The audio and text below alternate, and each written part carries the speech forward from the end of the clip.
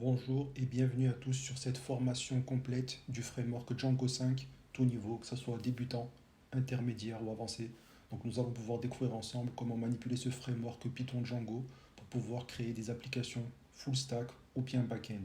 Voilà, c'est parti. Sur cette introduction, nous allons voir en premier lieu les prérequis, donc quelles sont les bases, les connaissances, ce qu'il faut savoir pour pouvoir maîtriser et assimiler le framework Django. Ensuite, en deuxième partie, nous aborderons pourquoi apprendre Django. Et enfin, en troisième partie, nous verrons quelle est l'architecture d'un projet Django. Donc, quels sont ses mécanismes, comment fonctionne-t-il. Voilà, on veut savoir un petit peu les méandres de ce framework pour pouvoir bien l'assimiler et bien le comprendre. Abordons maintenant la partie des prérequis. Donc là, ne vous inquiétez pas si vous faites l'impasse sur un des concepts suivants, ça ne sera pas du tout bloquant pour la suite. Donc je préconise en premier lieu de connaître le langage Python, donc tout ce qui est objet primitif, donc de type variable, liste, dictionnaire, voilà, les blocs try, except, les conditions if-else, donc les fonctions, les classes, donc la programmation orientée objet, donc que ce soit l'encapsulation, l'héritage, le polymorphisme. Voilà, la programmation orientée objet ne doit pas avoir de secret pour vous si vous voulez vous sentir à l'aise sur le framework Django. Ensuite, en deuxième partie, je préconise bien sûr de connaître les langages HTML et CSS car ils forment la base du développement web.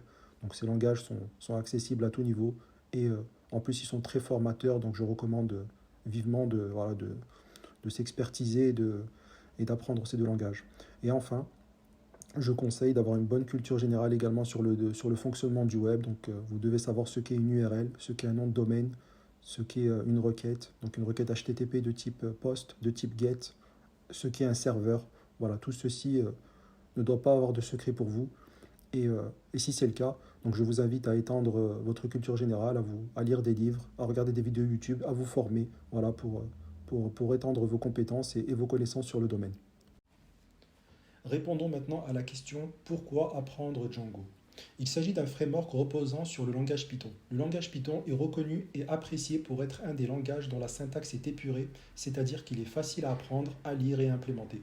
Django reposant sur Python permet donc de créer des applications full stack, mais il permet également de créer des backends sécurisés sous forme d'API via l'extension Django REST Framework qui vont être consommés par des clients tels que JavaScript et Swift, rendant ainsi l'application disponible sur de multiples plateformes.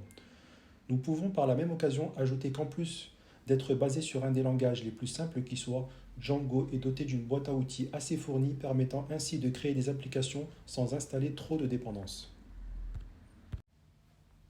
Jetons maintenant un œil sur l'architecture d'une application Django.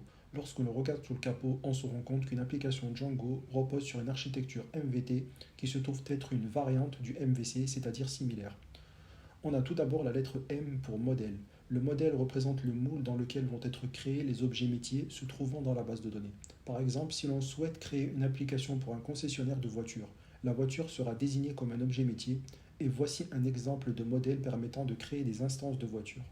Ici, le modèle est à gauche, définissant les attributs. Donc on a une couleur, un poids, un prix et des méthodes, ce sont les fonctions que possède chaque instance. Chaque voiture peut ainsi démarrer et accélérer.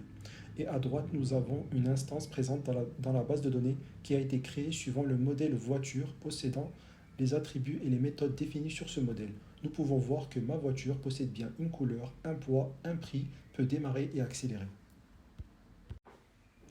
Par la suite, nous avons la lettre T pour template. Un template est un gabarit au format HTML que l'on pourra réutiliser et moduler dynamiquement à travers la vue. Pour faire simple, un template est une page HTML pré-remplie à laquelle la vue va venir ajouter des informations dynamiquement. Sur le schéma de droite, nous pouvons voir le même template réutilisé 3 fois par la vue. Pour continuer sur notre application dédiée à un concessionnaire, on peut imaginer que le template liste les caractéristiques d'une voiture.